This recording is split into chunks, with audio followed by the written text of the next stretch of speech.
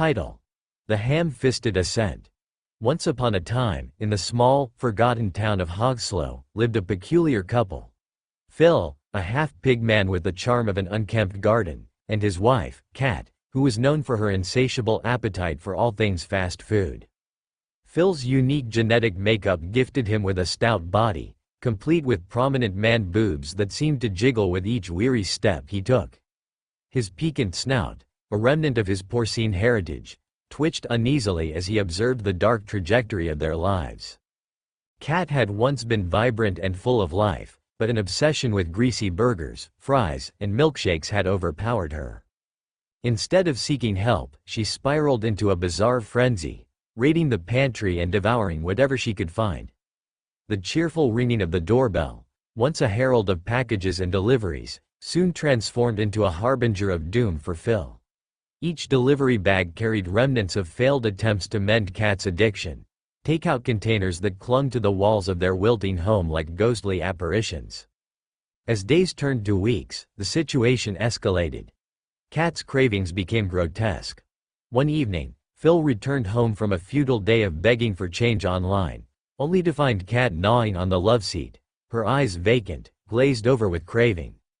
The fabric crumpled under her teeth, peeling away to reveal the stuffing beneath. A chill snaked down Phil's spine. This could not continue. His desperation deepened, and so did his cunning. Phil created a new online persona, a hapless man down on his luck, using photographs that strategically hid his piggish features, playing on the empathy of the slow-witted. He crafted stories of misfortune, invoking sympathy from those he sensed were easily manipulated. As the money rolled in, Phil found himself sinking deeper into a web of deceit. His heart raced, filled with the thrill of the hunt, and the larger his man boobs grew, the more he felt they were the unwitting anchors of his secret life. Each time a new donation chimed, he meticulously polished cadences of sadness in his online pleas, exploiting the very vulnerability he sought refuge from. Meanwhile, Kat's insatiable appetite had morphed into something monstrous. She lurked around the house, rummaging through cupboards, the coppery scent of furniture polish mixing grotesquely with the aroma of food wrappers. The sounds of ripping echoed through the halls, as she consumed fragments of chairs and tables without a second thought, her body transforming into a twisted specter of gluttony. Phil realized the unthinkable. Kat was no longer just his wife. She was a creature too far gone, consumed by her cravings. And each bite drew her closer to the abyss, erasing the woman he had once loved. Panic set in. The money he received was only a fleeting solution to a dreadful problem. In moments of clarity, he plotted a twisted escape. One moonless night, he lured her into a trap, guiding her to the kitchen where a freshly ordered feast lay waiting, a container filled with the grease-laden foods she adored. With a deceptive flicker of hope in his eyes, he left her there to indulge. He slipped into the shadows of the bathroom, where he had begun digging a secret escape tunnel, concealing the dirt and debris beneath the rotting vanity.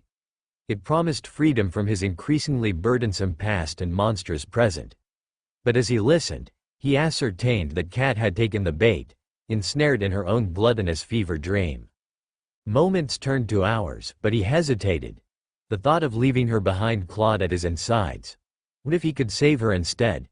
Yet, each bite she took echoed back to him through the walls, chanting a maddening song of depravity and decay. The floorboards creaked ominously as he emerged, propelled by a flicker of innocence left within him. As he approached the kitchen, what awaited him was a sight that would etch itself into his mind forever. Kat had become a grotesque, bulbous entity, almost unrecognizable amidst the wreckage of the meal, glassy-eyed and lost to her cravings.